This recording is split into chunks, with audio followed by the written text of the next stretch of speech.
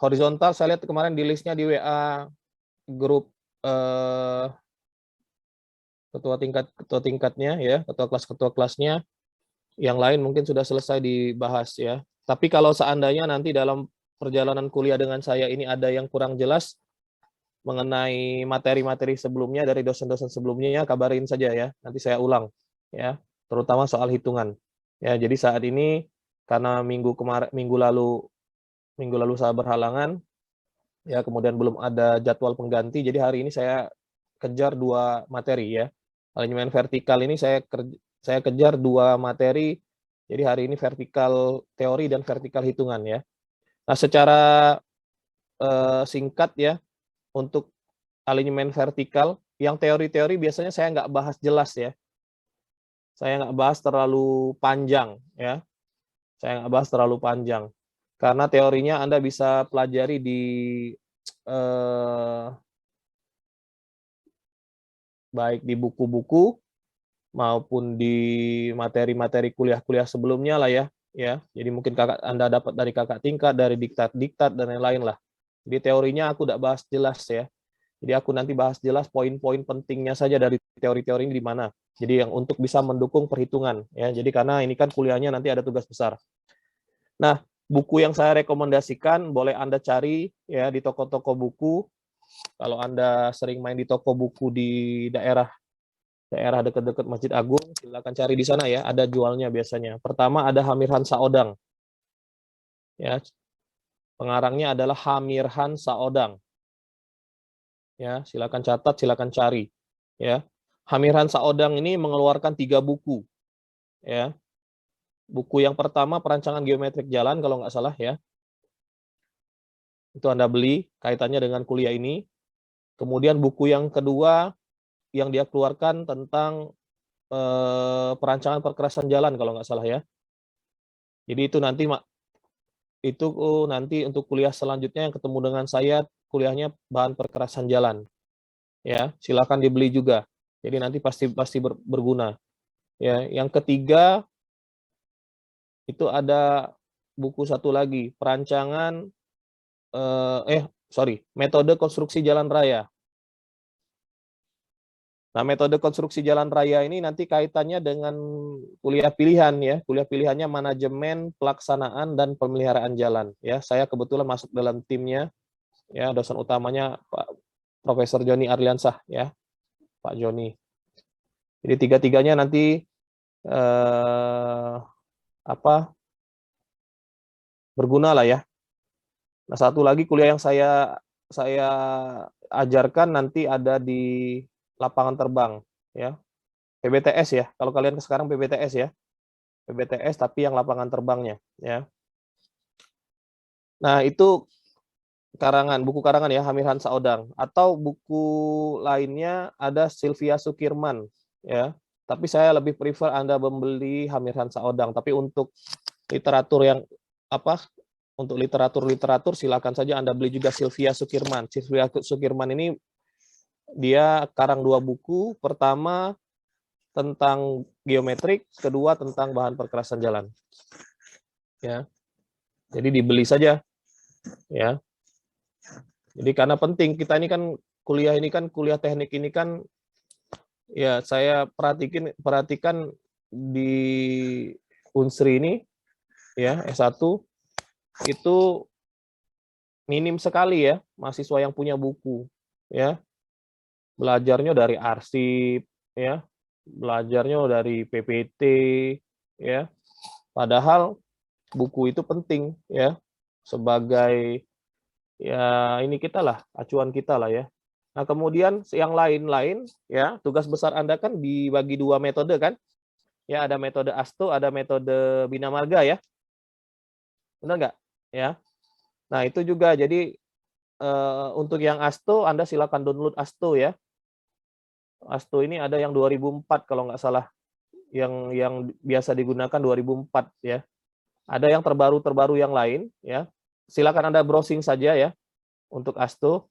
Judulnya itu A Policy of Geometric Highway Design kalau nggak salah ASTO ini ya. A Policy of Geometric Highway Design. Nah, itu Anda copy aja, ada download, nggak perlu Anda print ya. Kalau Anda print itu tebal sekali, ya. Tebal lah. Oke, sangat tebal. Ya. Anda baca saja, lihat-lihat di komputernya dan ya. Kemudian kalau di Bina Marga itu ada TPGJAK, Tata Cara Perencanaan Geometrik Jalan Antar Kota. Tahun 97. Sudah dikasih tahu kan itu ya?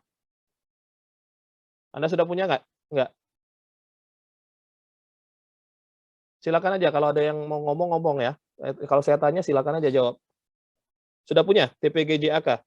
Kan Anda sudah mulai nih tugas. Sudah ada yang punya? Suara saya jelas? Jelas, Pak. Jelas, Pak. Sudah ada yang punya TPGJAK? Dosen sebelumnya nggak ada pernah bahas TPGJAK? Belum ada yang punya sih, Pak, kayaknya, Pak. Waduh. Oke. Jadi gimana Anda, contoh kan Anda sudah belajar, saya lihat kan listnya kan sudah ada peta dan medan, oke ya. Peta dan medan road location itu Anda diajarkan nggak cara perhitungan? Diajarkan? Ngerti? Ngerti? Paham? Nggak ada lagi yang jadi pertanyaan. Alinyemen horizontal sudah diajarkan hitungannya. Udah, Pak. Tapi ada pertanyaan juga sih, Pak. Kan ada nilai C, Pak. Nilai C itu yang Bu Dewi pakai itu 0,4. Tapi yang kami pakai untuk tugas 0,8. C ini apa nih? Koefisien apa itu? C itu apa ya, Pak? Di rumus mana sih? Di rumus yang mana C ya? Alinyemen horizontal, Pak. Di rumus LS ya? Iya, Pak. Di rumus LS. Oke lah, nantilah ya. Saya fokus ke materi saya dulu. Nanti kalau ada waktu, makanya itu tadi saya kemarin tanya sama ketua tingkatnya, kalau kan untuk pengganti sebelumnya itu silakan cari jadwal ya. Karena kalau saya tunggu saja, kalau Anda nggak ada jadwalnya ya saya nggak akan ngajar ya. Saya nggak akan rugi juga ya. Yang rugi itu kalian. Semakin lama Anda cari jadwal pengganti ya semakin waktu ngajarnya ini kan semakin sempit kan. Kemarin ada rapat di hari apa? Hari Senin atau hari Jumat yang lalu apa hari Kamis, ternyata pertemuan ini kuliah-kuliah lain sudah 13. Ya, rombongan Bu Debi dan Bu Astri kita ini baru ke-11 nih ya. Baru kasih tahu saya ternyata ya udah terlambat kuliah ini ya. Jadi saya bingung juga ngejarnya. Makanya sedangkan materi ini banyak ya. Jadi materi saya ini ada manajemen vertikal, teori, hitungan, kemudian ada diagram super elevasi, ada drainase permukaan jalan, itu ada teori dan hitungannya juga. Nah, berarti kan minimal harus 5 kali kuliah, ya. Nah, kemudian nanti kalau banyak biasanya yang tahun-tahun sebelumnya juga seperti itu. Jadi banyak yang nggak paham mengenai ngitung peta dan medan, ngitung horizontal kurang jelas. Jadi saya jelaskan lagi. Nah, itu cari waktu yang lain ya, ketua tingkatnya. Kalau Anda sepakat mau belajar lagi ulang lah Pak untuk horizontal, yang mau belajar saja. Kalau yang nggak mau ya silakan. Ya, kita nggak terlalu gubris lah yang nggak mau belajar. Kalau Anda pengen dapat ilmu silakan cari ganti waktu. Ya, saya nanti akan ajarkan lagi tentang horizontal, baik teorinya yang penting-penting maupun perhitungannya. Ya, kalau saya menebak-nebak ini TPGJAK saja Anda belum ada, ya gimana Anda bisa paham tentang ngitung tikungan, menentukan tikungan itu spiral, circle spiral, kemudian full circle. Coba saya tanya, full circle ada berapa macam?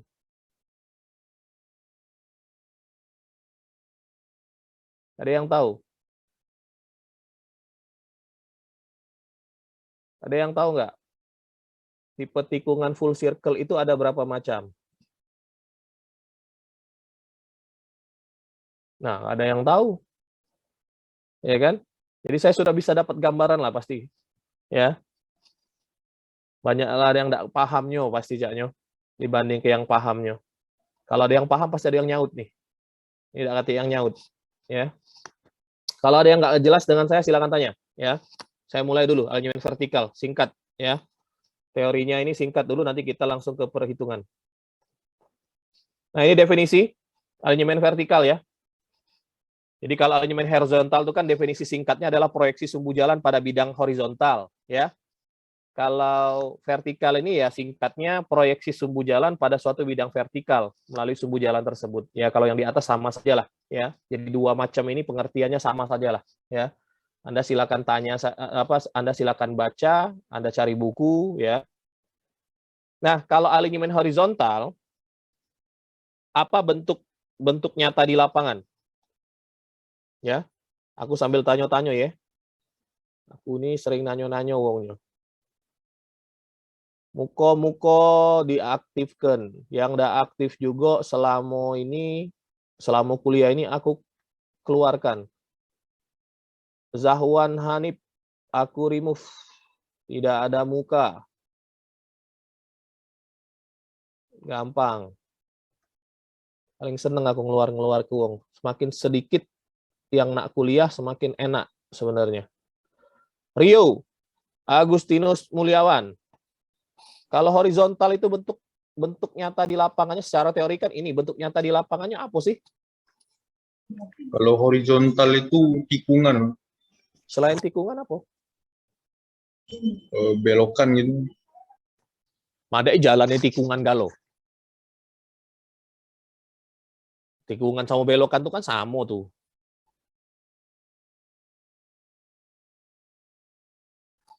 Apa? Aisyah. Apa Aisyah, bentuk kenyataan di lapangannya? Aku nak ngetes dulu, kamu tuh pahamnya enggak? Sudah kuliah-kuliah selama ini. Hilman, jangan lama-lama. Kalau lama, Hilman, apa man? Jarak pandang ya, Pak? Hah? Jarak pandang nanti. Tidak, bentuk di lapangannya. Kalau jarak pandang itu soal teknis. Bentuk di lapangan, aku nak tanya nih. Kan secara teori kamu sudah belajar kan? Gambarnya juga sudah belajar. Nah, bentuknya di lapangan, kenyataannya apa di lapangan tuh?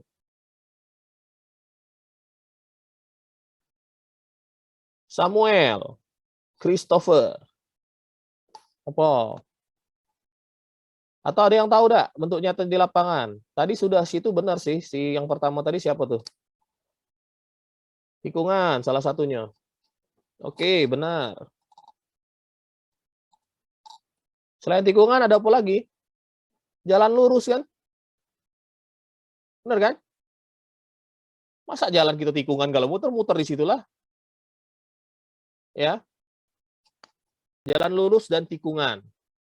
Itu bentuk nyata di lapangannya alignment horizontal.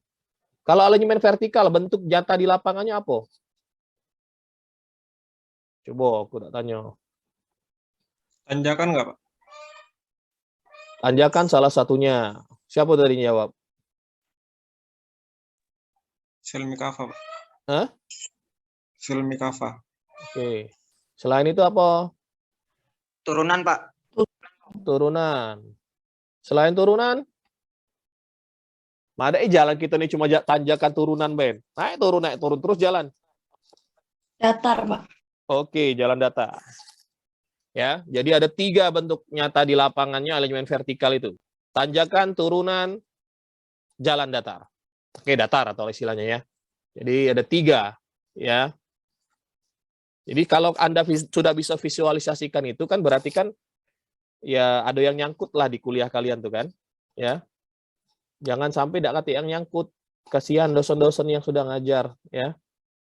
Nah ini, alignment vertikal terdiri dari rangkaian bagian lurus sama bentuknya mirip seperti horizontal ya, tapi beda. Kalau horizontal tikungan nanti jatuhnya alignmentnya itu, kalau ini nanti tanjakan atau turunan ya, sama-sama lengkung kagak ya. Alignment vertikal terdiri dari bagian lurus yang dihubungkan oleh bagian lengkung vertikal. Gambar rencana jalannya dibaca dari kiri ya. Tanjakan di sebelah kiri diberi tanda plus. Jadi positif ya. Turunan dari sebelah kiri diberi tanda minus. Oke, nanti agak dijelaskan dengan gambar. Nah, ini tadi yang saya dibilang tadi ya, saya tanya. Alinyemen vertikal dilihat dari awal alinyemen berupa, yang ini kenyataan di lapangannya. Tanjakan. Tanjakan itu berarti ada kelandaian kan? Kalau artinya tanjakan, naik dia kan? Berarti landainya positif. Oke, atau kelandainya positif. Kalau turunan, landainya negatif. Oke, kalau datar, itu landainya sama dengan 0. Oke, itu teori-teorinya lah ya. Kalau tidak paham, nah silakan tanya. Ini teori, aku udah bahas. Ya. Nah, yang sangat berpengaruh terhadap alinyemen vertikalnya apa? Topografi. Ya, topografi. Kaitannya apa? Ya, yang kalau kuliah sebelumnya peta dan medan Anda itu ya. Jadi Anda kan pertama menentukan peta Anda itu masuknya ke daerah mana? Ada 3 kan? Bukit, pegunungan, datar. Benar enggak? Ya. Sudah sampai peta medan enggak kalian? Tugas besarnya. Sudah kan? Sudah ngitung? Klasifikasi medan sudah ngitung? Sudah, Pak. Sudah? Sudah, Pak. Oke. Ya. Nah, ini kira-kira. Kalau yang tadi jarak pandang, itu di tikungan juga ada jarak pandang. Namanya jarak pandang di tikungan. Nah, tapi yang paling dalam perencanaan jalan, yang paling sangat berpengaruh dalam apa? Dalam perhitungan alinyemen vertikal ini adalah jarak pandang. Jarak pandang apa? Di tanjakan turunan. Anda bayangkan saja kalau Anda mau naik tanjakan, yang bisa kamu lihat apa? Yang bisa kamu lihat? Cuma sebatas tinggi tanjakan kan? Di balik tanjakannya bisa tidak kalian lihat? Tidak bisa, kecuali Anda sudah ada di puncak tanjakan. Nah, itu untuk faktor keamanan perencanaan vertikal, alinyemen vertikal ini nanti dipengaruhi oleh jarak pandang. Nah, banyak jarak pandang itu nanti banyak yang saya rasa sudah ada di materi Bu Debi ya, atau Bu siapa ya? Jarak pandang kan? Ada jarak pandang henti, jarak pandang menyiap ya, dan lain-lain. Banyak jarak pandang itu ya. Oke. Nah, ini teorinya lah kira-kira. Kalau pada daerah datar jarak pandang bisa lebih panjang ya. Kita lihat jarak pandang kita ke depan itu cuma sampai ya lurus di depan kita saja kan. Kemudian pada daerah bukit, kemiringan lereng bisa di atas atau di bawah jalan, bisa menyebabkan gangguan pandangan pengemudi. Daerah gunung, jalan naik berbelok-belok, perlu pemotongan gunung. Ya, pengaruh topografi pada alinyemen ini sangat besar. Nah, di dalam alinyemen vertikal ini ada kelandaian, ya, namanya kelandaian itu adalah suatu besaran untuk tanjakan atau turunan vertikal dalam satuan jarak horizontal. Satuannya dalam persen. Dinotasikan biasanya dalam bentuk G atau gradien. Oke? Paham ya? Jadi kalau ada lambang G atau gradien itu ada namanya kalau di vertikal ini satuannya dalam persen itu namanya landai jalan atau gradien jalan. Nah, kalau di horizontal ada juga yang dalam satuan persen itu apa? E. Benar ya? Satuan E. Ya. E itu dalam persen. E itu apa? Kemiringan melintang jalan. Oke. Paham ya? Nanti kita lihat. Ya. Nah, pengaruh kelandaian sangat besar, kecepatan, percepatan, perlambatan, kemampuan berhenti, jarak pandang, dan lain-lain lah. Ya. Nah, ini jadi perencanaan alinyemen vertikal perlu penetapan suatu kecepatan rencana. Jadi di geometrik jalan ini kecepatan rencana itu merupakan hal mutlak lah kira-kira ya, seluruh perancangan, seluruh bagian-bagian dari alinyemen vertikal itu biasanya terpengaruh dengan kecepatan rencana atau VR ya. Nah, keseragaman pemakaian operasional jalan yang harus dicapai, kemudian sehubungan dengan bentuk-bentuk geometrik yang harus direncanakan. Nah, pengaruh landai terhadap kecepatan dan karakteristik kendaraan. Kemudian nanti di sini selain kelandaian ada juga panjang kritis, ya. Jadi ada panjang kritis. Jadi ada gradien, ada panjang kritis. Nanti kita lihat. Jadi kalau kalian lihat ada jalan di perbukitan atau pegunungan, kenapa dibuat berkelok-kelok? Ngapa kalau seandainya kita buat jalan dari bukit atau gunung, itu dibuat dari bawah langsung naik ke pucuk. Ya, ngapa nak dibuat berkelok-kelok ya? Karena ada batasan-batasan inilah nanti ya, ada batasan panjang kritis, ada batasan gradien maksimum ya. Jadi ini salah satu faktor kenapa dibuat jalan itu berkelok-kelok kalau di daerah pegunungan atau perbukitan, ya. Nah, kelandaian kendaraan dan landai jalan. Jadi kalau di dalam alignment horizontal, ya, alignment horizontal kalau Anda lihat ya, apa kendaraan rencananya di jalan alignment horizontal? Ada yang tahu? Apa kendaraan rencananya kalau di alignment horizontal?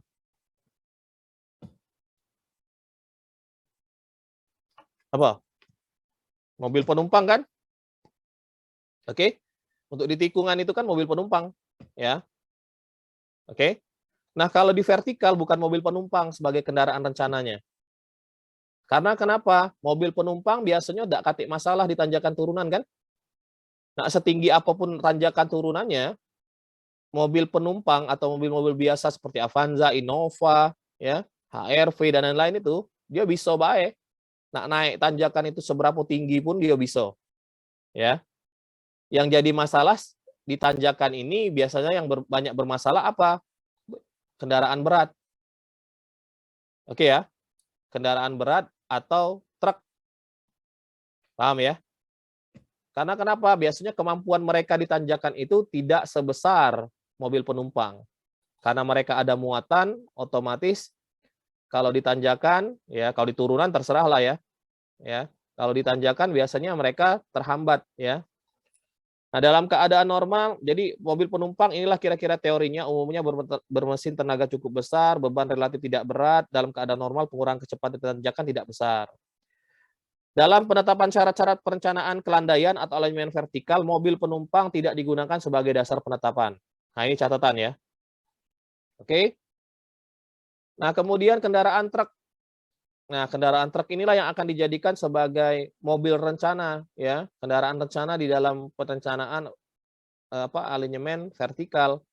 Ya, kenapa? Ini alasan-alasannya kira-kira lah. Berat kendaraan truk lebih besar dari kekuatan mesin, penggunaan kecepatan di tanjakan cukup menentukan dan pengaruhi lalu lintas. Biasanya kan kalau truk ya, kendaraan-kendaraan berat itu kalau ditanjakan kan melambat dia kan. Berbahaya untuk kendaraan di belakangnya dan lain-lain lah ya. Nah, kalau pada jalan datar, kecepatan truk hampir sama dengan kecepatan rata-rata kendaraan penumpang. Bahkan kalau dia bermuatan kosong, dia lebih ngebut dari mobil penumpang. Benar nggak? Ya, nyok truk-truk di jalan itu. Kalau kosong dia, ngebut-ngebut bae dia. Ya. Jadi ini kira-kira ya. Nah ini teori-teori yang lain lah ya. Pada jalan-jalan landainya yang panjang atau tanjakannya yang panjang, ya, itu akan sangat berpengaruh terhadap kendaraan-kendaraan berat atau truk ini, ya. Ini teori-teori lah, Anda silakan baca lah, ya. Nah, setelah landai jalan nanti ada lengkung ada landai jalan, ada panjang kritis, kayak aku jelasin. Kemudian ada lagi lengkung vertikal, ya. Lengkung vertikal ini apa? Ya, nanti kita lihat, ya. Kalau di dalam horizontal kan ada lengkung kan, ya. Lengkung itulah kaget jadi tikungan. Jadi kita pertama kan merencanakan PI ya, point intersection, titik A, titik B kan. Ini point intersection-nya, ya. Kemudian dari sini kaget dia dibuat lengkung. Nah, itu disebutnya lengkung horizontal. Nah, sama seperti dengan lengkung vertikal juga sama seperti itu. Jadi kan kalau kita lihat secara teori, aku coret lah di sini ya. Biar agak susah.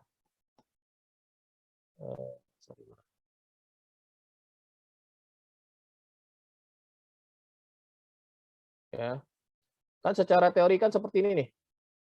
Nih ya. Sorry kalau gambarnya tidak ada ini. Nih. Tanjakan misalnya ini. Ini tanjakan nih. Kelihatan ya di layar kamu ya? Oke. Kelihatan enggak biru-biru itu? Kelihatan, Pak. Coretan aku kelihatan ya? Nah, ini tanjakan, ini turunan. Oke. Kan enggak mungkin tanjakan turunan kalian patah-patah kan? Ada enggak jalan di luaran sana patah kayak ini? Set, tiba-tiba nurun. Kalau nyangkut di pucuk ini nih, mobil kamu, ya. Jadi itu kenapa dibuat secara berangsur-angsur beralih ini disebut lengkung nih, lengkung vertikal. Jadi kira-kira.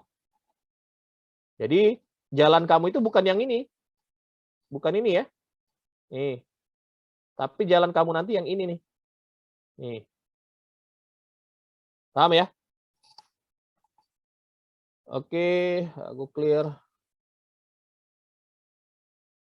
Nah, lengkung disebut cembung. Ya, jadi ada dua tipe lengkung ini di dalam vertikal. Ada lengkung cembung, ada lengkung cekung. Lengkung cembung itu kapan? Pada saat apabila titik potong antara kedua landai jalan atau PVI. Kalau di dalam horizontal istilahnya ada PI kan, point intersection, di sini PVI, point vertical intersection. Ya. Kalau PVI-nya itu berada di atas permukaan jalan, itu disebut lengkung cembung. Kalau PVI-nya itu di bawah permukaan jalan, disebut lengkung cekung. Oke, itu saja poinnya. Lanjut. Oke, ini teori. Aku skip. Nah, kemudian ini lengkung vertikal itu berbentuknya rata-rata parabola. Ya. Lengkung vertikal itu bentuknya parabola, ya, baik tingkat 2 sederhana maupun tingkat 3. Nah, di Indonesia biasanya menggunakan parabola sederhana tingkat 2, ya. Yang namanya persamaan parabola itu biasanya ada persamaan kan, ada persamaan matematika, x kuadrat atau y, ya, x kuadrat, ya. Jadi y sama dengan x kuadrat titik. Nah, jadi untuk area yang termasuk dalam lengkung vertikal, yang termasuk dalam parabola tingkat 2 sederhana itu nanti, itu terpengaruh dengan persamaan matematika, X kuadrat. Oke? Ini kira-kira istilah dalam bahasa Inggrisnya lah ya, lengkung vertikal dan lengkung horizontal. Nah, ini kira-kira bentuknya, Dek. Ya. Jadi ini titik awal, ini titik VPI atau PVI ya, sama saja, ada yang bilang vertical point intersection, ada point vertical intersection, sama saja.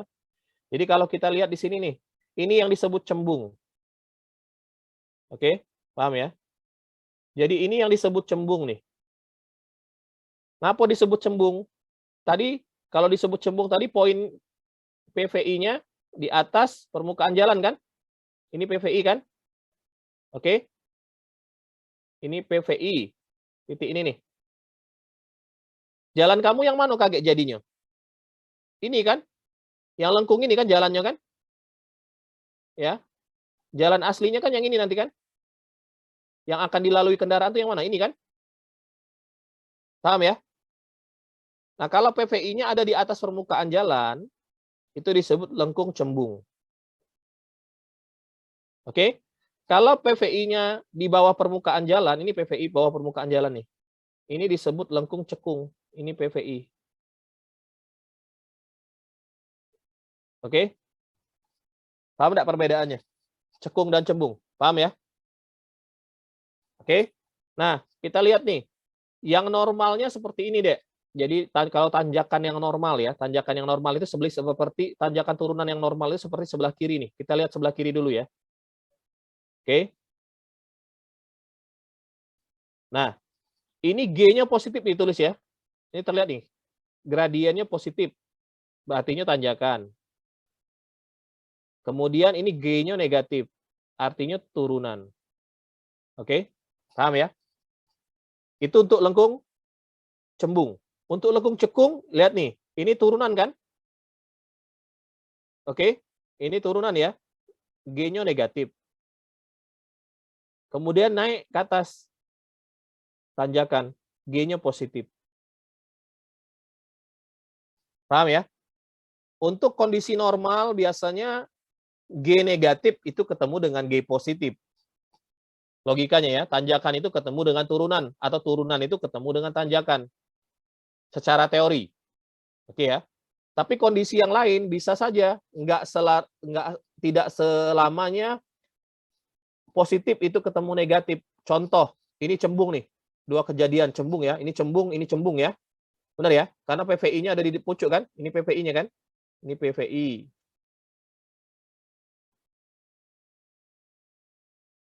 Nah, ini PVI-nya.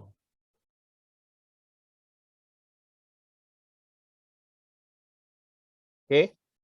Anda lihat nih, ini tanjakan, kemudian naik lagi, tanjakan lagi. Artinya apa? Di sini positif, Di sini positif. Benar ya? Itu kan G-nya positif-positif. Berarti kan tidak selalu G yang positif itu ketemu dengan yang negatif. Ini contoh G-nya positif-positif, positif ketemu positif lagi, tanjakan ketemu tanjakan lagi. Ini turunan nih. Cembung juga tapi turunan. Nih negatif ketemu negatif lagi kan?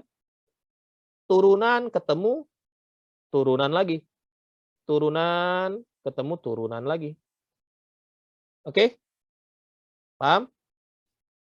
Nah, yang ini Anda lihat nih, kalau cembung, cekung. Negatif ketemu negatif lagi. Oke? Ini cekung juga positif ketemu positif lagi. Ya. Jadi tidak selalu. Jadi jangan berpikiran kamu yang namanya positif pasti ketemu negatif, tidak. Ya. Ada juga yang seperti ini nanti. Set lurus dia turunan. Ini apa artinya? Ini gradiennya 0. Artinya datar ketemu dengan negatif. Oke ya. Atau kebalikannya, set tanjakan, kemudian ini datar. Sininya 0 datar, sininya positif. Oke? Sampai situ dulu ada yang tanya nggak? Ada yang mau tanya kan? Agak bunyi kresek-kresek ya, di punya aku nih ya. Ya. Suara aku agak bunyi kresek-kresek nggak? Tidak ya? Enggak, Pak. Jelas, Pak. Jelas ya? Oke, lanjut ya. Ya, aku nyingok dulu. Banyak yang tidur.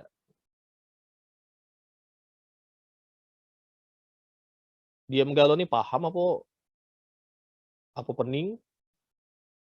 Apa tidak ngerti? Ya. Ngerti tidak kira-kira yang aku jelasin teorinya sedikit-sedikit ini?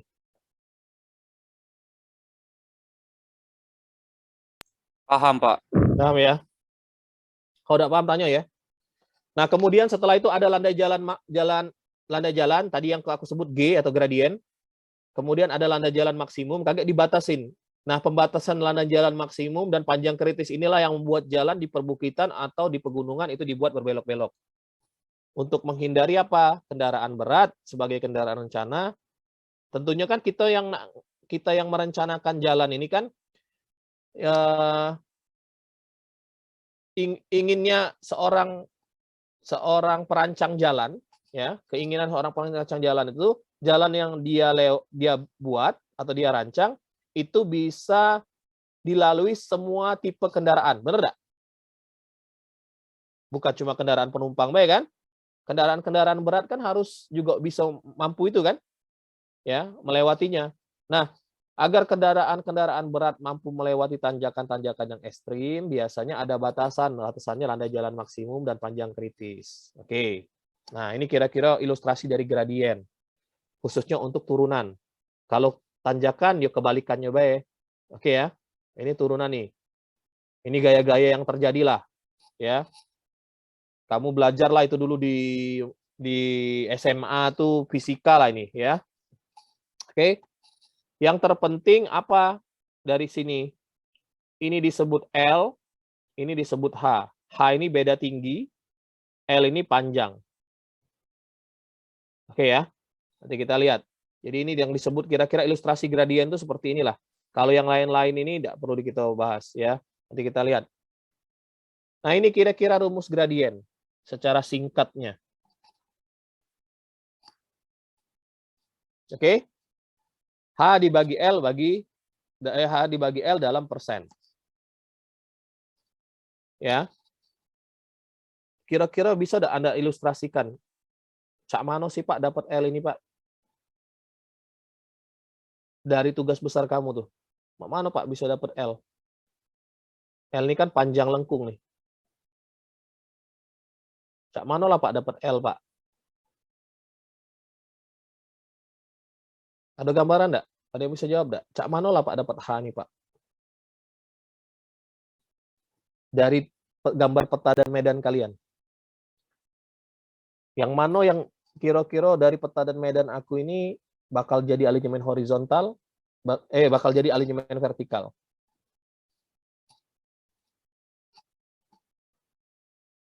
Ada yang bisa jawab?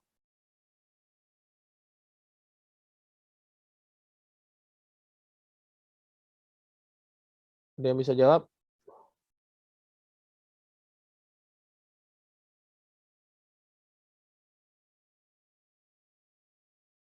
Coba aku tanya-tanya dulu. Biar ada ngantuk. Dinda Nabila, mana uangnya? Nggak ngerti uangnya, aku remove ya. Rizky Oktarianza. Mana kira-kira gambaran untuk dapetin L dan H?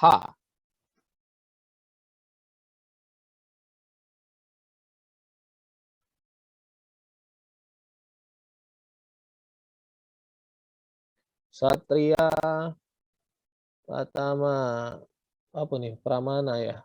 Mana uangnya nih? Yang nggak katik-katik uangnya aku remove ya.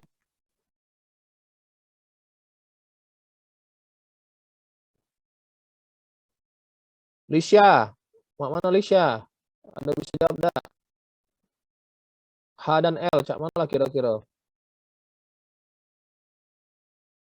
Sorry. Untuk dapetinnya.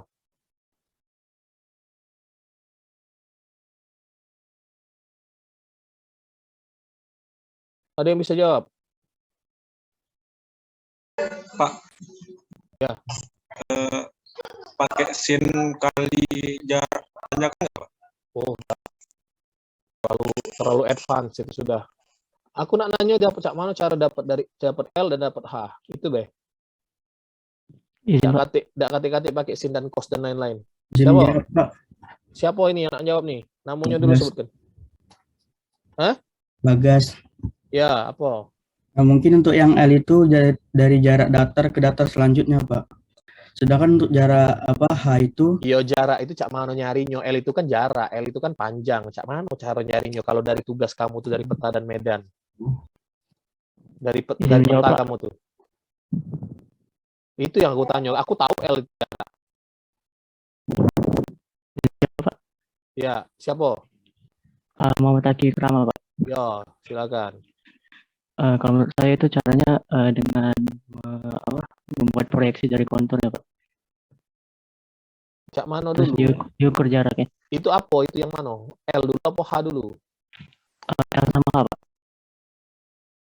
L sama H. Iya, kontur itu cak mana? Cak mana coba? Kalau L kuasa tidak ada kaitan dengan kontur ya. Kontur itu kan kaitannya dengan ketinggian kan? Benar kan? Iya, Pak. Iya, benar, Pak. Kalau L ini cak mana? Kalau H iyalah oke. H oke ya. H oke itu beda tinggi itu dari kontur. Ya. Kalau L ini cak mana? L ini dari STA kalian. Kamu kan ngitung kan STA kan? Stationing itu kan? Ya. Benar enggak? STA yang di sini nih di awal ini di STA berapa jatuhnya? Oke. Benar ya? STA di sini KG STA-nya berapa? Kan ada susah tidak? STA-nya berapa? Oke. Setelah STA ini dapat, tinggal dikurangin baik kan? Dapat enggak jarak? Dapat enggak L? Dapat, Pak. Oke. Nah, kalau yang ini yo tinggi di sini ya, tinggi titik yang ini tadi. Nih. Dengan titik tinggi di sini. Tingginya dapat dari mana? Dari kontur. Oke ya. Ada gambaran kan? Ya. Ini jangan bingung. Jadi kuliah ini tidak bisa kamu cuma nyingok baik, tapi harus kamu ilustrasikan ya. Harus diilustrasi ya. Karena kuliah kita ini kuliah teknik ini tidak pacak cuma ngandalkan hitungan, tapi harus ada gambaran. Oh, di benak kita ini kita harus buat gambaran dewek nih. Oh, cak ini ternyata ya. Ini tuh alignment horizontal, ini kok alignment vertikal ya. Kita lanjut dulu. Nggih habis pula waktu kita. Oke.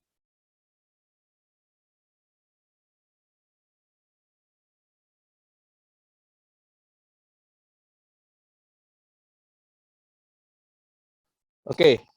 Nah, ini tadi landai jalan, rumusnya sudah tahu. H dibagi L dalam persen. Kemudian ada landai jalan maksimum. Landai jalan maksimum ini adalah kelandaian jalan yang paling tinggi lah ya, yang bisa kita gunakan ya, di mana truk bermuatan penuh masih mampu bergerak dengan penurunan kecepatan yang tidak lebih ya dari setengah kecepatan awal ya, tanpa penurunan gigi dan lain-lain. Inilah teorinya kira-kira lah ya, landai jalan maksimum.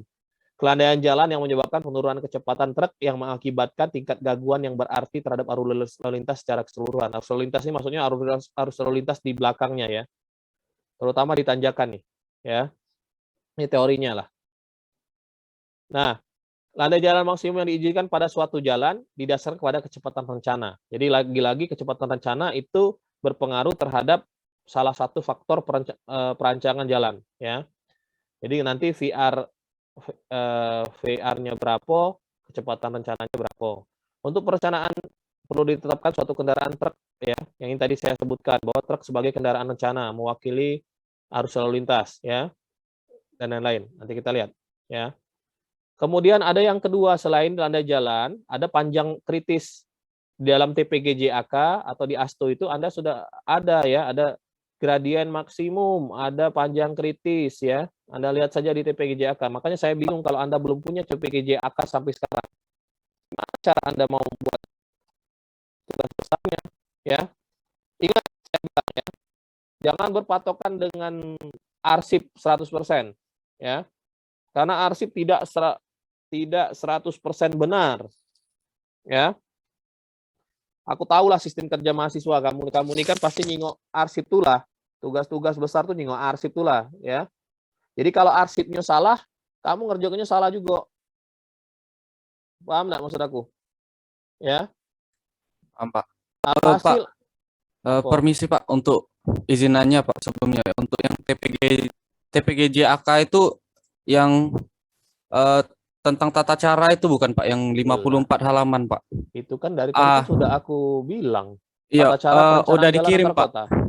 Udah dikasih kemarin Pak oleh Tadi kamu udah kata yang jawab. saya kira tadi yang tebel itu Pak. Jadi saya mikirnya bukan yang itu Pak. Yang tebel kan ASTO. Ya. Jadi aku tuh nak ngasih gambaran ke kamu, kalau ASTO tebel ini, kita ini kan adopsinya ke ASTO nih. Ya, ASTO itu kan setebel ini nih, tebel. Kalau kamu print, ya, tebelnya, ya, setebel ini. Sedangkan TPG-JAK kita tuh cuma 50 berapa halaman, ya, tipis sekali, ya. Gambaran di negara kita ini segalanya nak disingkat, ya. Bayangkanlah, ASTO yang setebel ini dijadikannya oleh negara kita ini disingkatnya jadi cuma mungkin tidak sampai setebel jari ini kali, ya. Itu gambarannya tuh. Ya, terima kasih. Kalau aku pribadi prefer dapat tugas besar ASTO. Karena di ASTO lengkap semuanya. Tidak ada angka-angka ajaib yang tiba-tiba muncul. Paham tidak maksud aku? Ya. Jadi kalau aku pribadi prefernya ASTO. Karena di ASTO itu lengkap sekali. Ya. Ya. Oke, paham ya? TPG-JAK bukan berarti tidak bagus. Tapi ada angka-angka tertentu nanti yang kita bingung, oh muncul dari mana alasan pemilihannya apa.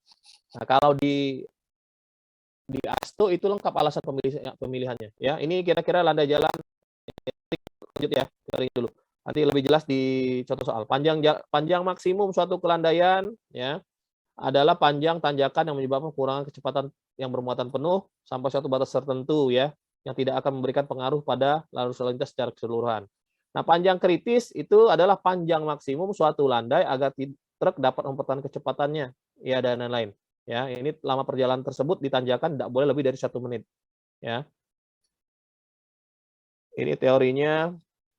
Nah, inilah pembatasan kelandaian jalan ini sering membuat trase jalan itu berbelok-belok di daerah perbukitan dan pegunungan. Jadi bukan berarti wong sengaja, oh ngapo pulo lah di, misalnya kamu ke Pagar Alam, ya. Apa pula jalan Pagar Alam dibuat wong belok-belok atau ke Bengkulu atau ke Curup ya. atau di Jawa kalau kamu lewat puncak ya. Apa pula jalannya dibuat uang belok banyak uang mabok lewat sana kan ya. Itu ada alasannya terkait dengan ini landai jalan dan panjang kritis ya. Ada alasan teknisnya. Tidak mungkin uang buat jalan di puncak atau di Gunung Dempo itu dari bawah langsung naik ke puncak-puncaknya kan. Siapa nak ngelewati jalan kamu ya. Oke ya. Jadi paham ya bahwa ada alasannya itu ya. Manfaat membelokkan trase ini belum tentu sebanding dengan penurunan landai. Nanti kayak ini ada teknisnya lah ya. Ini kira-kira. Nah ini ya di TPGJAK ya yang perlu kalian lihat. Nah ini ada kesalahan ya. Ini kayak aku belum sempat perbaikin ya ini ya. Kalian nanti lihat di TPGJAK atau yang sudah punya TPGJAK bukalah TPGJAK-nya. 120 ini 3% kalau nggak salah. Di sini 4%. Jadi ini mundur-mundur nih. 80 ini 5%. 60 ini 8%. Terus dan seterusnya. Kalau tidak salah ya. Ya, coba Anda lihat nih. Ini disebut ada jalan maksimum. Jadi kalau kecepatan ini cara pemilihannya cak mana Pak? Kalau di TPGJAK nih kan ini TPGJAK tahun 97 kan. Ya. Yang kalian gunakan di tugas besar itu untuk Bina Marga itu ini. Anda lihat saja nanti TPGJAK ini salah nih. Yang saya ini masukin salah. Jadi kalau nggak salah di sini di 60 ini gradiennya 8%. 8%-nya pindah ke sini nih. Iya Pak, 8% Pak. Ya. Nah ini 8% ya harusnya. Pindah satu kolom ya kalau salah ini 5 ya. 80 ini 5 kalau nggak salah ya. Iya 5 Pak. Ya nanti ini perbaikin saja. Ini 9 ya benar ya? 9 ini 50 ini 9 ya. Iya Pak, Ini 59 10 Pak. 30 berapa? 10 juga ya? Kurang dari 40 itu 10 Pak. 10 semua kan? Nah, ini kira-kira perbaiki. Nanti perbaiki ya. Nah, bagaimana cara pemilihannya ini? Cara pembacaan tabel ini. Simple seperti ini saja. Kalau kecepatan Anda 60 km per jam, kecepatan rencananya, artinya landai jalan maksimum yang boleh Anda gunakan adalah 8%. Tidak boleh lebih dari 8%. Paham ya? Oke. Semakin tinggi landai, semakin datar apa semakin curam? Semakin besar landai, semakin curam apa semakin landai ini? Makin curam Pak. Semakin curam kan, semakin tinggi ya tanjakannya kan. Nah, jadi kalau kecepatan rencana Anda 60, pilihnya 8% landai jalan maksimumnya. Tidak boleh 9%. Oke ya? Dah. Lanjut. Ya. Nah, kalau panjang kritis cak mana Pak pemilihannya?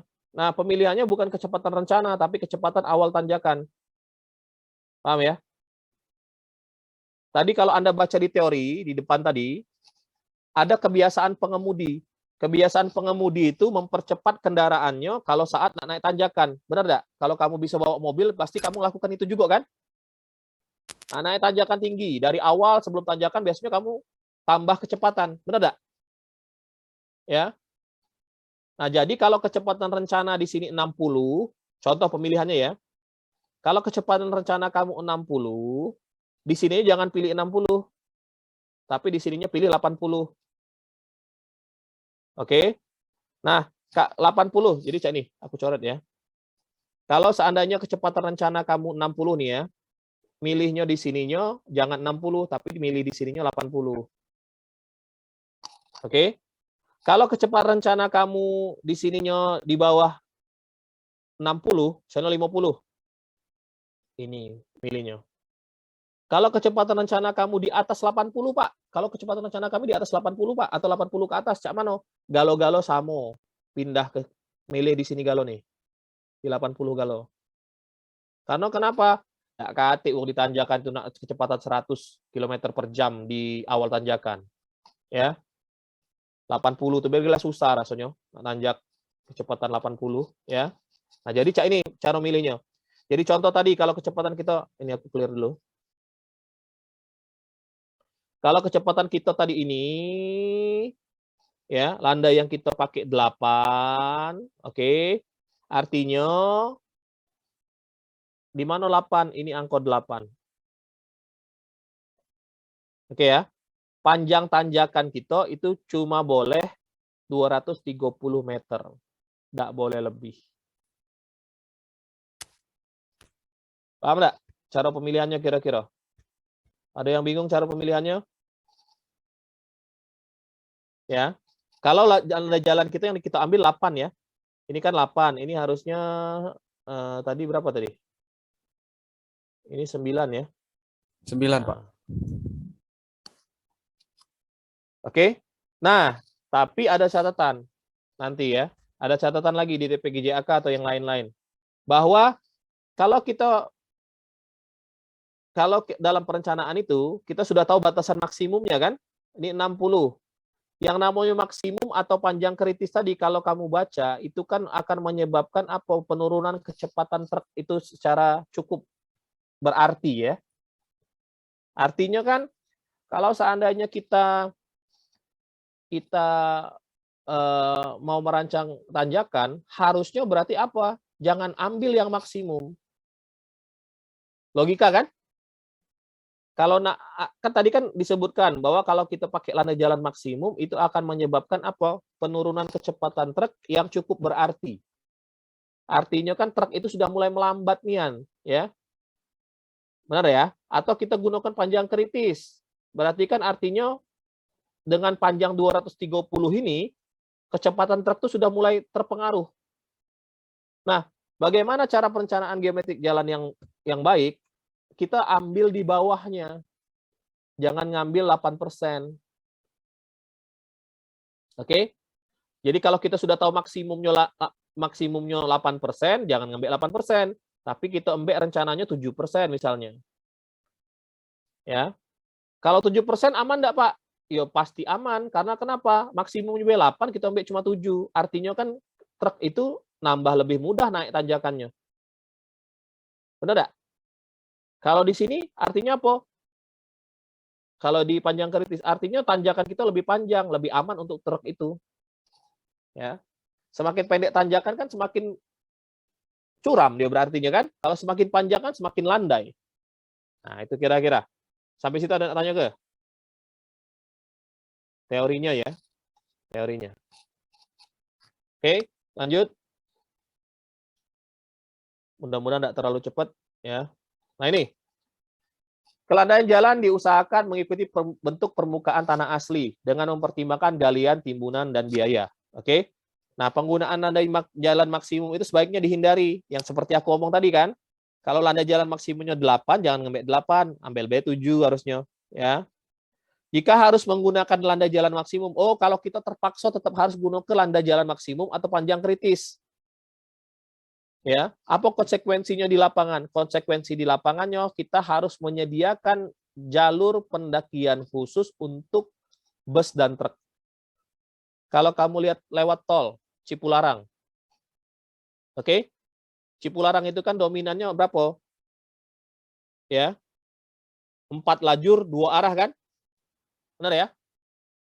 Pernah nggak lewat tol Cipularang? 4 lajur 2 arah kan? Iya, Pak. Ya, 4 lajur, 2 lajur kanan, 2 lajur kiri.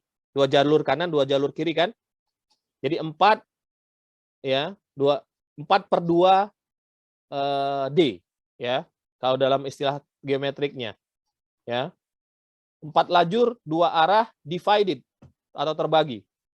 Di horizontal kalian harusnya sudah belajar itu. 2/2 UD, 2/2 D, 4/2 UD, 4/2 D. Karena di tabel kalian kan nanti di tabel horizontal itu ada pemilihan itu tuh. Ya, harusnya sudah belajar.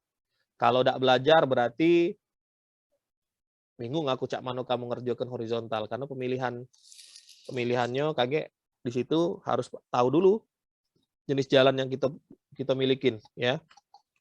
Nah, jadi ini kalau Anda lihat kage ada di tanjakan itu jalurnya nambah 4 ternyata. Sebelah satu arah. Jadi ada tanjakan-tanjakan yang ekstrim, dia ada nambah lajur jalannya, bukan lagi 2, satu arahnya. Tapi ada 3, ada 4. Nah, itu konsekuensi apa? Konsekuensi dari ini. Artinya, dia gunakan landai jalan maksimum atau panjang kritis. Makanya karena yang tadi kita sudah sebutkan teorinya, kalau landa jalan maksimum dan panjang kritis itu akan mempengaruhi kecepatan truk cukup berarti, artinya truk dan bus ya atau kendaraan-kendaraan berat itu harus minggir dari jalur tengah. Jadi dia harus minggir ke jalur lambat lah istilahnya, jalur pendakian. Oke? Jadi pemilihan landa jalan maksimum dan panjang kritis itu boleh tidak, Pak? Boleh saja, tidak ada masalah. Tapi kalau kamu gunakan landa jalan maksimum atau panjang kritis, itu perlu jalur pendakian khusus truk dan bus. Nah, ini kira-kira yang pentingnya bentuknya ya. Jadi bentuk-bentuk dari harmonium vertikal ini yang penting-penting. Ini notasi-notasi yang penting lah aku kasih gambaran. V atau PVI atau titik perpotongan ini nih. Oke. G1, G2 adalah kelana jalan. Ini G1, ini G2.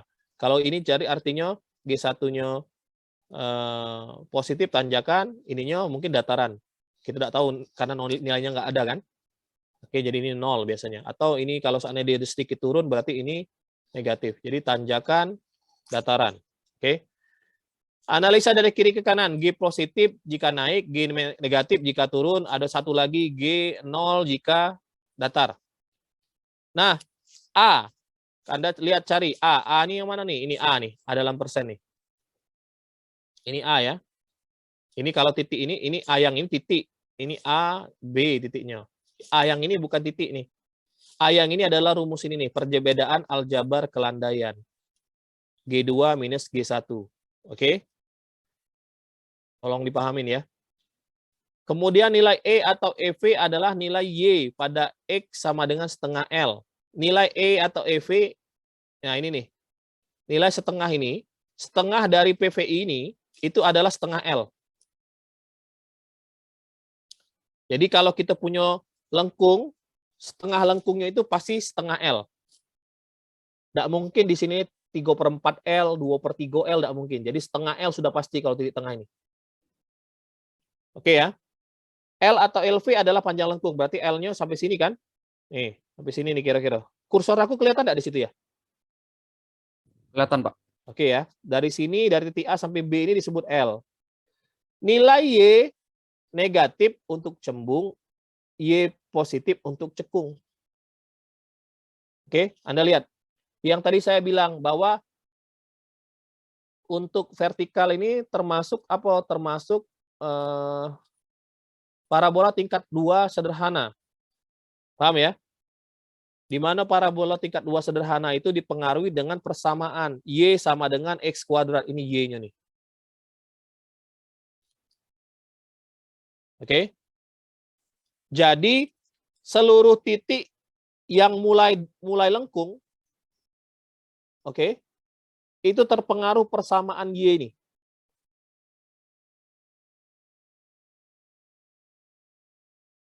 Oke. Jadi titik yang ini, misalnya ini.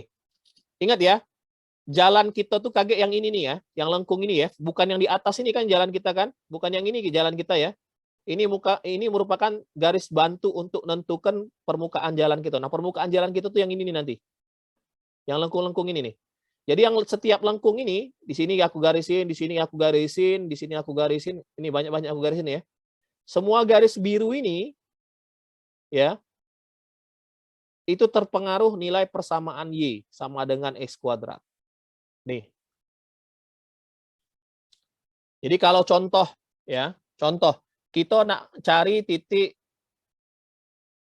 permukaan jalan yang ini nih, X misalnya ya. Yang ini ya. Ini ya, X. Nih, X. Cak mana cara cari X ini? Kita harus tahu dulu ini. Titik yang ini nih. Ini X1 anggaplah. Oke. Cak mana cara mencari X? Kita harus tahu X1 dulu. Ya. Jadi X ini sama dengan, cak mana caranya? X1 dikurang apa? Y. Persamaan Y. Benar enggak? Kan persamaan Y itu ini kan? Nih. Semua garis biru itu kan persamaan Y. Jadi cak mana mendapatkan X ini? X1 tahu titik ini dikurang Y, dapatlah X. Nangkep nggak sampai situ? Nangkep nggak kira-kira? Nangkep lah ya? Nangkep, Pak. Oke. Nah, ngapo Y cembung itu negatif, Y cekung itu positif? Salah satu alasannya ini nih. Karena kenapa? Titik bantunya ada di atas, ya. Oke, permukaan jalan kita ada di bawah. Paham nggak? Permukaan jalan kita ada di bawah. Kalau kita tambahkan dia positif misalnya, kita tidak tahu lah misalnya ini ketentuan ini kita tidak tahu nih.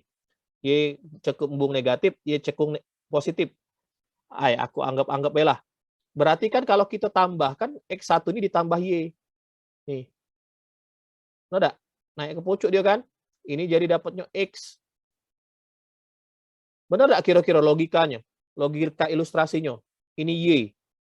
Kalau dicembung ini. Salah kan? Benar nggak? Karena permukaan jalan kita kan ada di bawah, bukan di atas kan? Benar nggak? Karena dia di bawah, otomatis apa yang terjadi? Harus dikurang. Jadi untuk ngapo ketetapan ini ada, Y positif, Y negatif untuk lekung cembung inilah kira-kira ilustrasinya. Jadi aku redo dulu. Nah, ini tadi ilustrasinya.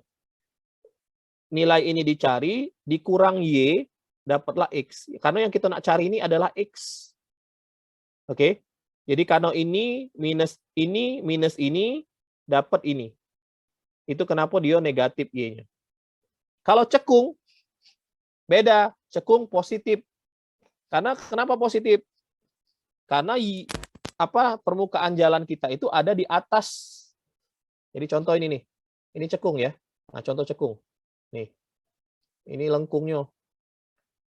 Ini Y-nya. Ya, ini Y. Anggap ya. Ini X1. Benar kan? Ini X1. Yang nak kita cari itu X. Ini X. Logikanya, untuk cari X itu cak mana caranya? X1 ditambah Y kan? Benar kan? Bukan X1 dikurang Y. Kalau X1 kurang Y, salah. Oke? Logika sederhananya lah. Lagi kita jengok lebih jelas di contoh soal.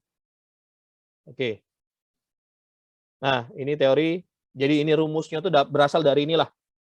Ya, rumus parabola lah ya. Kalian tahu lah ya rumus parabola lah. Waktu di matematika, harusnya sih matematika belajar lagi. Kemudian di SMA juga Anda sudah belajar lah parabola ini.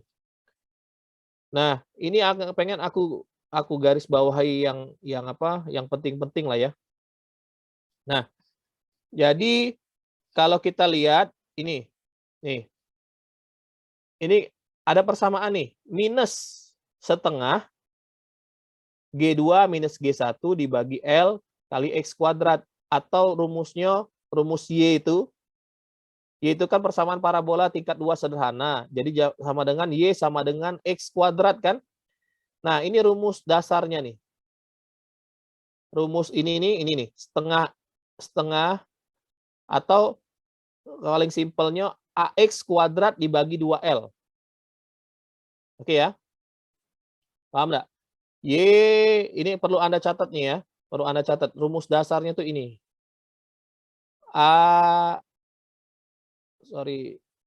aku ketik agak ini AX kuadrat per 2L. Benar ya? Sama baik kan dengan rumus yang di bawah kan? Oke? Sama kan dengan rumus yang ini? Asal rumus yang ini itu dari yang ini. Kira-kira teori-teorinya kayak itu tuh. Sudah. Ngapa aku tidak cantum ke negatif atau positifnya di sini? Ngapa di sini positif, negatif, ada negatif nih? Ada yang bisa jawab enggak? Ngapa di sini aku tidak cantumkan positif atau negatif? Aku cuma tulis dasarnya, Mbak. Di sini ada negatifnya. Apa? Ya, oke. Jadi kenapa di slide aku ini ada tanda negatifnya? Oke ya. Karena contoh gambar di aku ini adalah cembung. Paham nggak? Oke. Ngapo ada tanda negatif ini? Karena contoh gambar di slide aku ini apa? Cembung.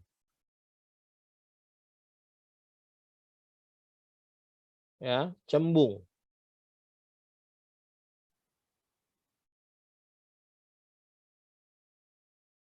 Ada yang bingung nggak kira-kira?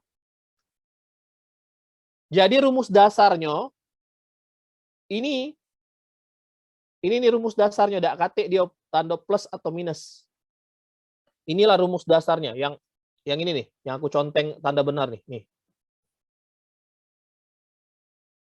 Jadi banyak mahasiswa, nah yang mahasiswa ini banyak yang mahasiswa ini kan bukan cuma kamu ya, aku zaman dulu juga, aku S1 juga, saya itu juga. Jadi apa yang dikasih contoh, apa yang ada di arsip, ya, apa ada yang di buku, contoh soal ya, terutama contoh soal, itulah yang diturutinnya kan? Benar enggak? Cak kamu kan itulah pasti yang kamu turutin kan? Oh arsip ini cak ini ya. Inilah yang harus aku turutin. Seolah-olah arsip itu sumber pengetahuan yang paling benar, ya. Padahal ingat, kalau arsip itu salah ngerjokennya, kamu salah. Itu kenapa kamu tuh salah, kesalahan dari arsip itu kalau berjamaah sampai ke tingkat-tingkat sesudah-sesudahnya. Jadi kalau kamu mengikuti arsip yang salah, ya tanggung jawab kamu dosanya sampai ke adik-adik tingkat kamu kage yang baca arsip kamu. Paham ya? Benar nggak? Kira-kira logikanya. Makanya jangan berpatokan dengan arsip, ya. Boleh saja kita baca arsip itu boleh, tidak salah, ya. Tapi teorinya harus kita kuasai. Yang cak ini tadi ini. Aku yakin kalau seandainya di sini aku tidak jelas ini bahwa rumusnya tidak ada kata ini, ya, rumusnya tidak pakai positif atau negatif, aku tidak jelas ini. Pasti kamu nyangkonya, ya, kamu menyangka pasti ini semua rumus itu pakai negatif ini. Benar enggak? Kira-kira. Apalagi diperkuat dengan contoh soal kaget misalnya. Oh, contoh soal di buku ini misalnya atau di arsip ini, dia ini pakai negatif kakak ini. Berarti galau-galau ini pakai negatif. Padahal sudah aku jelasin di kuliah ini. Ngapa aku ngurunin negatif ini? Karena contoh gambarnya adalah cembung. Ya, kalau cekung artinya apa? Harus positif. Nah, teori yang di belakang tadi yang harus kamu lihat, ya kan? Kalau titiknya di permukaan jalan itu di bawah PVI, ya, apo, kalau di atas PVI apo. Jadi jangan bingung. Jadi kamu cross check juga. Jadi punya arsip itu bukan berarti harus diturutin 100% tok harus kamu lihat ini, ya. Karena di 2008, jadi aku sadar juga waktu sebelum aku kuliah S1 dulu juga cak itu juga lah ya. Jadi di 2008 dulu aku pertama kali masuk 2 tahun berturut-turut itu asistensinya bukan dengan asisten. Karena aku tahu tugas besar PGJ itu sudah bertahun-tahun salah galau. Karena akibat copy paste. Ya. Akibat meniru 100%, ya. Jadi waktu tahun 2008 sampai 2010 lah. Asistennya tuh aku. Ya. Kalian asistensinya ke aku satu-satu. Ya. Banyak yang nangis-nangis asistensi. Ya. Karena 2 tahun itu aku gunakan untuk memperbaiki arsip-arsip kita, ya, terutama arsip dalam kuliah PGJ. Ya. Jadi jangan sampai kita tuh kesalahannya terus berlarut-larut, jadinya berjamaah, rusonya juga jadi jamaah, ya. Makanya perlu dikembalikan ke jalan yang lurus lagi lah, ke jalan yang benar. Jangan sampai ke jalan yang sesat terus, ya. Nah, aku tidak tahu sekarang ini sudah dari 2008 dari 2010 berarti kan? Aku sudah nganggap itu sudah benar lah ya. Asisten-asistennya sudah benar. Kemudian aku kebetulan yang ngajarnya terus mata kuliah ini. Tapi aku tidak tahu juga kan aplikasi di lapangannya cak mano kan. Jadi tugas kita masing-masing sambil cross check masing-masing arsip kalian ya. Kalau ada arsip yang salah, tanyakan dengan asisten kalian atau tanyakan dengan aku waktu kuliah, ya. Jangan dipeloi bae arsip-arsip itu yang salah itu ya. Oke. Lanjut. Nah, kemudian ini yang pertama tadi ya, di slide ini yang penting, ini tadi, AX per 8 tadi ya. Jadi rumusnya tuh AX kuadrat per 2L, rumus umumnya. Tidak ada negatif-negatif ini nih. Negatif ini kenapa? Karena ini contohnya cembung. Nah, khusus untuk area di tengah, ini area tengah ya. Jadi kan area tengah ini juga termasuk bisa pakai persamaan Y kan? Karena nilai E ini kan juga, E ini sama dengan Y kan? Karena seluruh area yang termasuk dalam lengkung itu dipengaruhi semua dengan angka Y. Ya. Nah, tapi khusus untuk area tengah, itu bisa dengan rumus yang lain. Selain rumus yang ini tadi, bisa lagi rumus ini untuk area tengah. Atau AL per 8. AL per 8 ini ya. AL per 8. Jadi nanti Anda bisa cross-check pekerjaan Anda benar atau tidak. Anda cross-check saja. AL, untuk di titik yang ini, bisa kamu pakai cara yang pertama, atau Anda bisa pakai rumus yang kedua. Dua-duanya di cross-check. Harusnya hasilnya sama. Kalau hasilnya beda di tengah-tengah, untuk khusus titik di tengah-tengah ini, hasil Y-nya beda, ya, EV ini dengan Y ini beda, itu artinya pekerjaan kamu ada yang salah. Oke, jadi harusnya sama hasilnya. Lagi aku lihat ini contoh soal. Oke, sampai sini ada tanya ke dulu? Ada yang mau ditanyakan?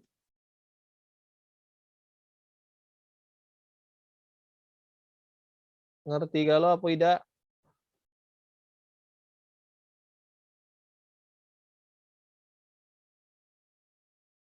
Ada enggak? Ya, tanya ke. Nanti kita lanjut. Nah, lengkung tadi kan ada dua macam. Ada cembung, ada cekung. Nah, sekarang rumus-rumus di lengkung vertikal cekung. Nah, lengkung vertikal cekung ini faktor perhitungannya dipengaruhi oleh jarak pandang. Oke. Jadi ada beberapa macam lah ya. Jadi terutama jarak pandang pada siang dan malam hari lengkung cembung ini. Jadi ada jarak pandang, ada kriteria keselamatan, ada drainase atau estetika. Jadi di arsip kalian biasanya ada, jadi untuk jarak pandang itu kan harus apa? Langkah awalnya kalian hitung semua tuh jarak pandang, keselamatan, drainase dan estetika ini kamu hitung kalau ada rumusnya masing-masing kan. Nah, tapi yang menjadi syarat dalam perhitungan vertikal itu yang nanti yang digunakan adalah cuma jarak pandang saja. Tapi untuk literatur pengetahuannya kalian hitung semua nanti panjang lengkung itu. Ya, panjang lengkungnya itu dihitung semua. Baik jarak pandang, baik keselamatan, baik drainase dan estetika itu dihitung semua, tapi yang tetap digunakan nanti adalah dalam perhitungan adalah jarak pandang. Nah, bagaimana jarak pandang ini, Pak?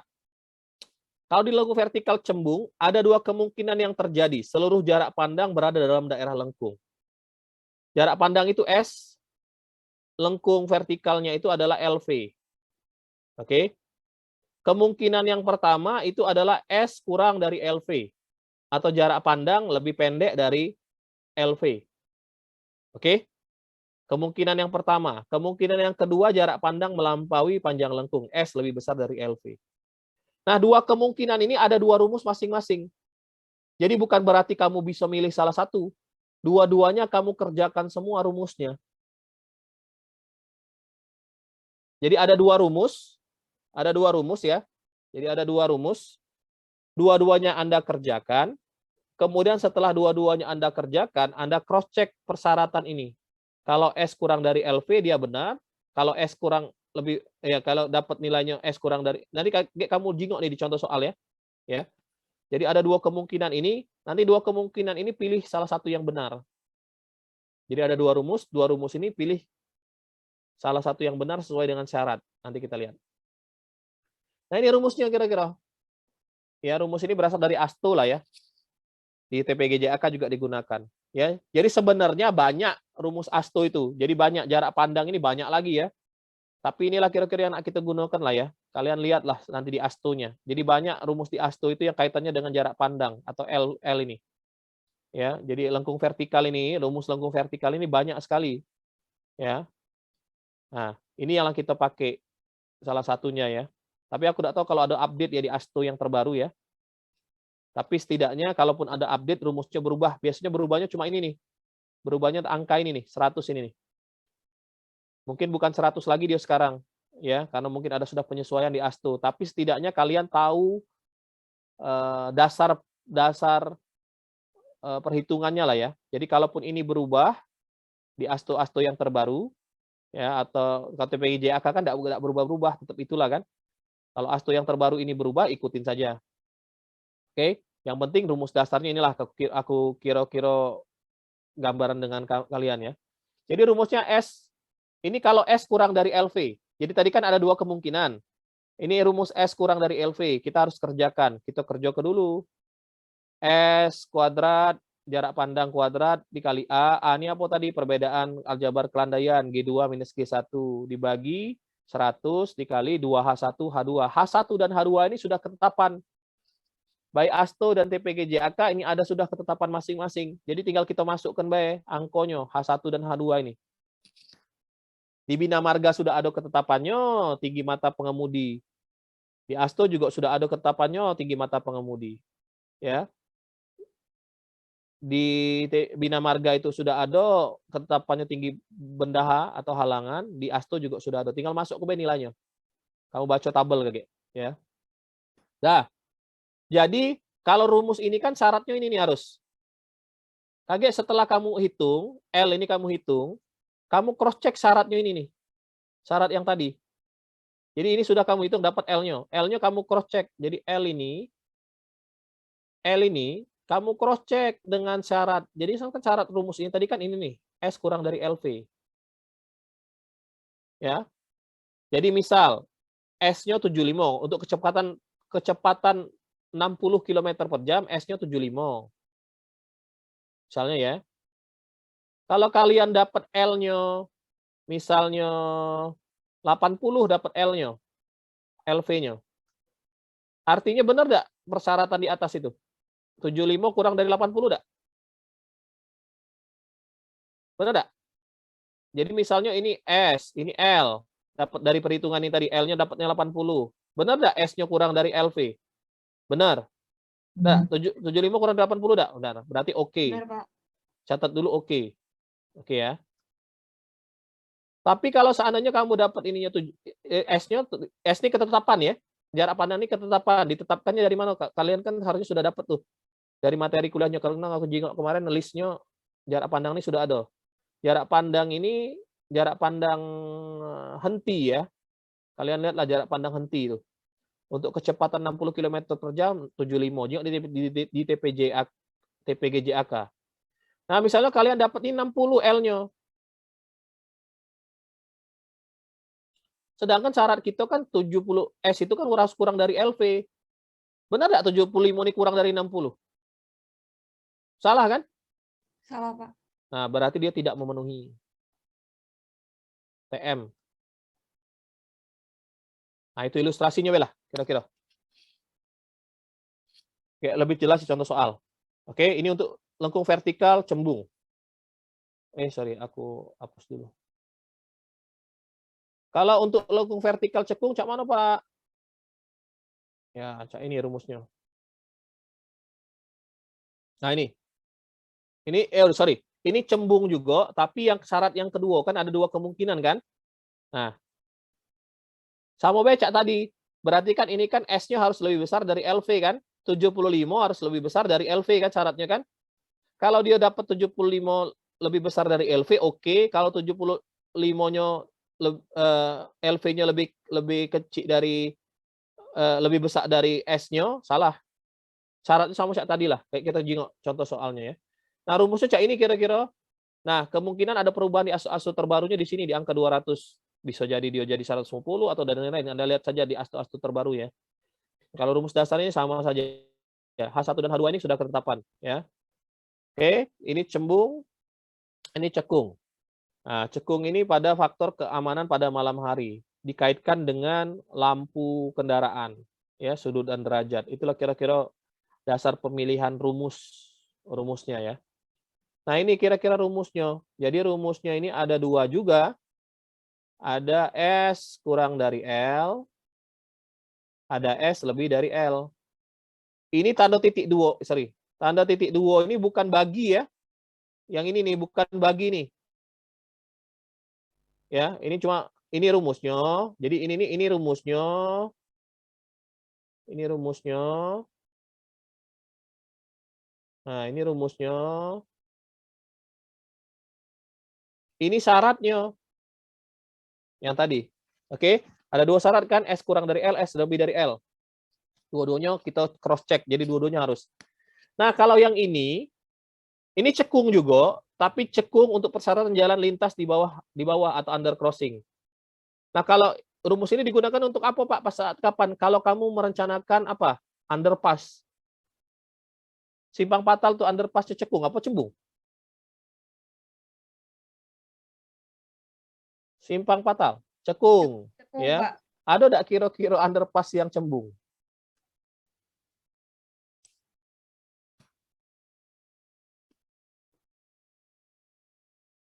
Ada enggak? Rasanya belum ada. Paling tidak dia datar. Ada enggak?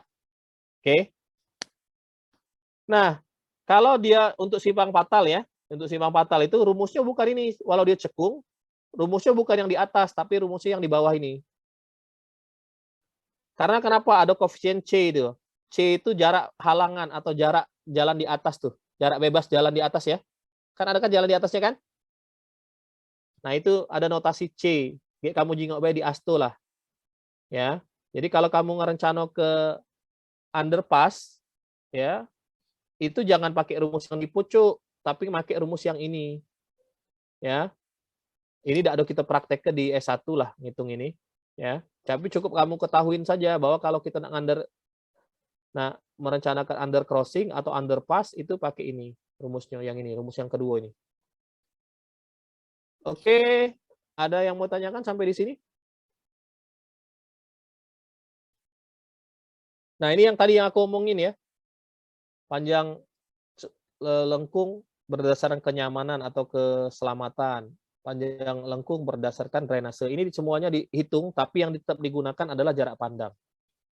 Ya, ini untuk literatur kamu baik di tugas besar, kamu hitung galau, tapi yang di ininya ini. Nah, ini di TPGJK ada grafik ini. Ya, grafik ini juga ada di ASTO lah ya. Jadi kalau kita nak meng-cross check perhitungan L kita benar atau tidak, ya. Jadi grafik ini digunakannya tidak digunakan untuk menghitung ya. Paham enggak maksud aku?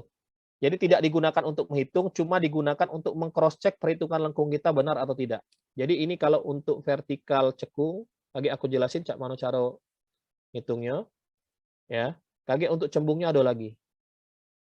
Sampai sini ada yang ditanya ke? Teorinya dulu sudah selesai? Teorinya sudah selesai. Yang mana? Yang masih bertahan. Fikri Hanif mana mukonya nih? Yang tak katik mukonya aku keluarin. 66 orang cuma nih. Banyak yang gugur. Ada yang tanya ke? Makin dikit makin lemak. 10 wong belum makin lemak ngajarinnya. Kalau kamu tidak nunjukin muka Fikri Hanif, tidak usah kuliah. Ya. Ini sudah hidup, Pak. Ya sudah hidup tadi. Ya, yang nak serius-serius be kuliah dengan aku. Tidak galak, tidak ada serius, tidak usah kuliah. Gampang urusan, ya. Lagi kamu dapat nilai jelek, kamu nak protes. Ya. Yakinlah kamu tidak ada serius kuliah ini tidak bakal masuk di otak. Paham enggak ya? Karena kuliah ini bukan cuma sekedar nyalin di arsip. Harus dibayangkan. Paham enggak yang aku jelasin tadi? M. Raihan. Katik muko remove. Yang serius-serius baik kuliah. Ya. Melok ebe alurnya. Tidak perlu yang aneh-aneh lah. Karena aku juga pernah jadi mahasiswa sama cak kamu. Kalau kamu ada kakak-kakak kamu atau siapa kamu yang angkatan 99 boleh tanyalah aku cak mana dulu. Ya. Aku pernah juga jadi mahasiswa ya. Jadi apa yang kamu lalui aku sudah pernah duluan melaluinya. Ya. Jujur baik 2 tahun semenjak semenjak pandemi ini, kalau aku pribadi aku meragukan ya kualitas alumni kita. Ya. Karena kenapa? Hasil dari online-nya apa sih? Lagi offline be banyak yang nggak ngerti, apalagi online cak ini, kamu jingok be, cara kamu kuliah cak mano. Ya. Sipil ini hitungan galo. Lagi kami coret-coret baik di papan tulis dulu masih banyak yang nggak ngerti. Ya. Dapat nilai jelek kamu protes, ya. Tunjuk surat kaleng ke rektor. Ya, dengan aku tidak mempan. Kamu nak lapor ke rektor terserah. Hati urusan. Yang mana yang benar benar menurut aku. Yang salah salah pasti. Ya. Karena aku ngajar ini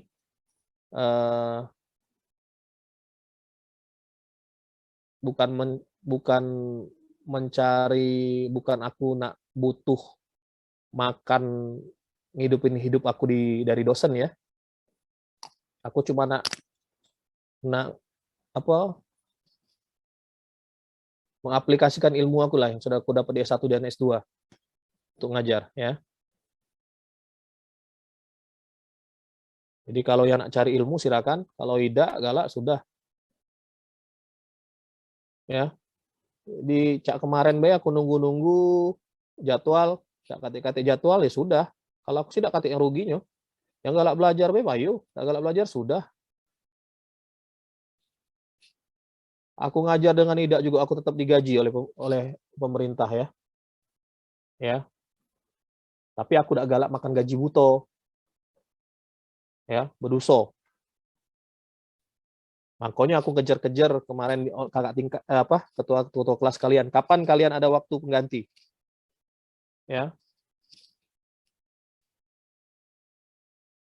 Tetap ada kabar sampai kemarin juga ada kabar. Ya. Oke. Lanjut. Ada yang tanya ke dulu sampai teori sini. Relax, Bay, jangan tegang. Biasa kalau aku bukan berarti aku marah ya.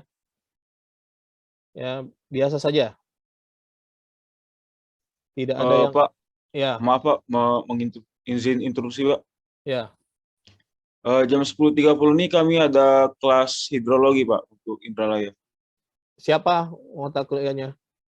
Pak Helmi Pak, Pak Helmi. hidrologi. Coba Iya, konfirmasi dulu dengan Pak Helmi. Pak Helmi masuk enggak?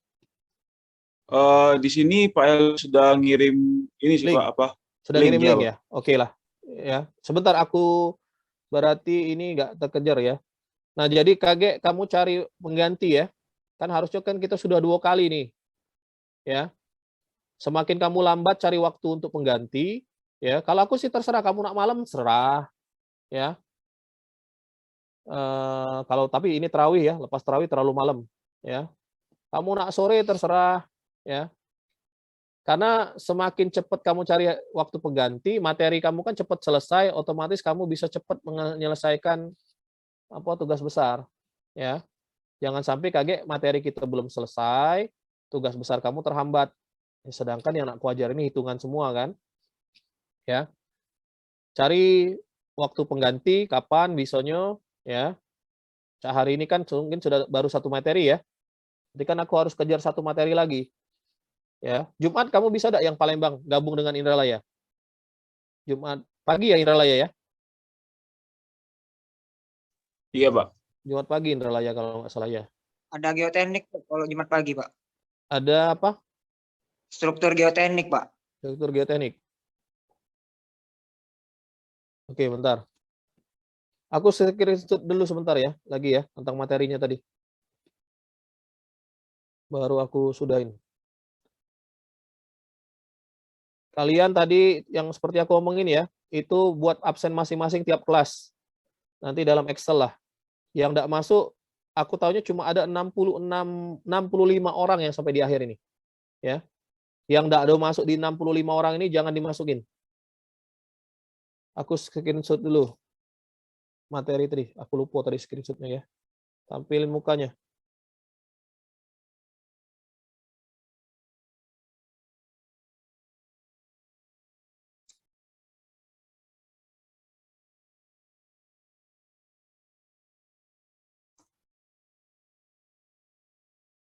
Bentar ya.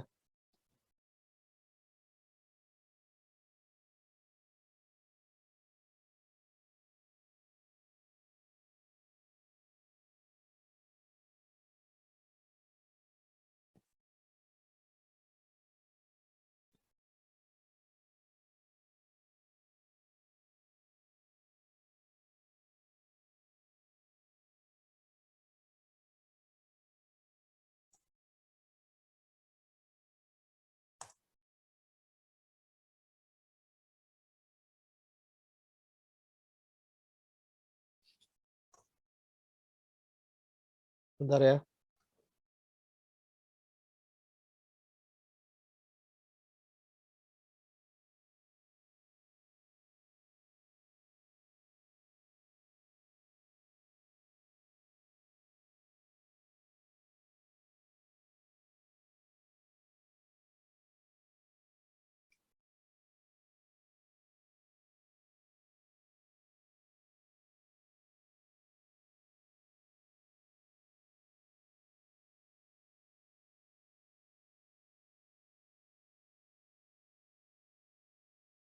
Oke, ada yang mau tanyakan lagi? Ada yang mau ditanyakan kira-kira?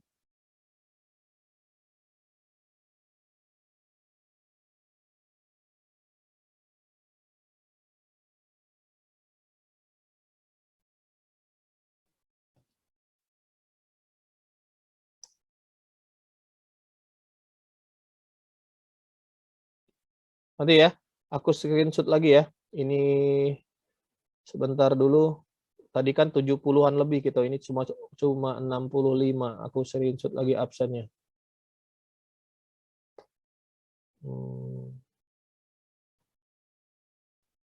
Aku stop share dulu. Tampilin mukanya.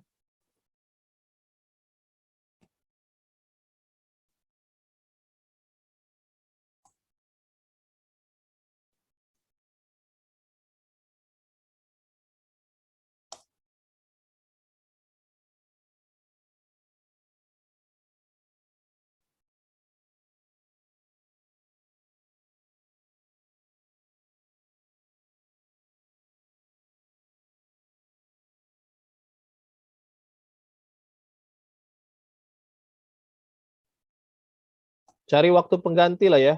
Nanti ya. Untuk tambahan ya. Nggak perlu harus gabung sih. Tapi kalau bisa gabung lebih bagus. Lebih menghemat. Tapi tidak perlu harus gabung nian. Bisanya Palembang kapan? Kalian rembukin lah Palembang kelas A, kelas B. Karena aku nak ngejar materi. Ya. Oke. Paham ya? Jadi tolong cari waktu pengganti. Kalau bisa gabung dirembukan dengan Indralaya lebih bagus. Kalau tidak bisa ya sudah tidak apa-apa. Cari dewek-dewek masing-masing ya. Palembang, Indralaya. Waktunya bebas lah ya. Kalau kamu tahan malam sih, oke baik aku. Sudah tarawih 8:30 ya. Ya 8:30 lah. Tapi harus on time, jangan kaget. Ada yang ngaret-ngaret masuknya. Ya. Jadi kita selesaikan. Sama terutama untuk kalau kalian yang ada nggak paham tentang perhitungan sebelumnya yang disampaikan oleh dosen-dosen sebelumnya ya. Horizontal, peta dan medan. Kalau kamu request pengen diajarkan ulang, terutama contoh soal saja ya. Kalau teorinya aku nggak galak aku ngulanginnya. Kalau contoh soalnya aku mau ngulanginnya ya untuk ngajarin ulang. Kalau mungkin ada yang tidak masuk atau tidak paham ya dengan penjelasan yang sebelum-sebelumnya atau penjelasan arsip yang mau tanyakan, kita buka kuliah lagi yang lain ya. Itulah perlunya waktu-waktu tadi tambahan-tambahan itu ya, karena kita kurang tatap muka kan sekarang nih. Oke, itu saja. Kalau tidak ada pertanyaan lagi ya, cukup. Nanti absennya di WA-kan saja ya sama ketua kelas masing-masing ya. Absennya per kelas, jangan per angkatan, jangan per Palembang atau Indralaya, per kelas. Oke, sampai jumpa nanti Indralaya Jumat masuk. Indralaya ini kan Jumat ini kan udah berapa kali? Jumat kemarin harusnya udah 2 kali ya.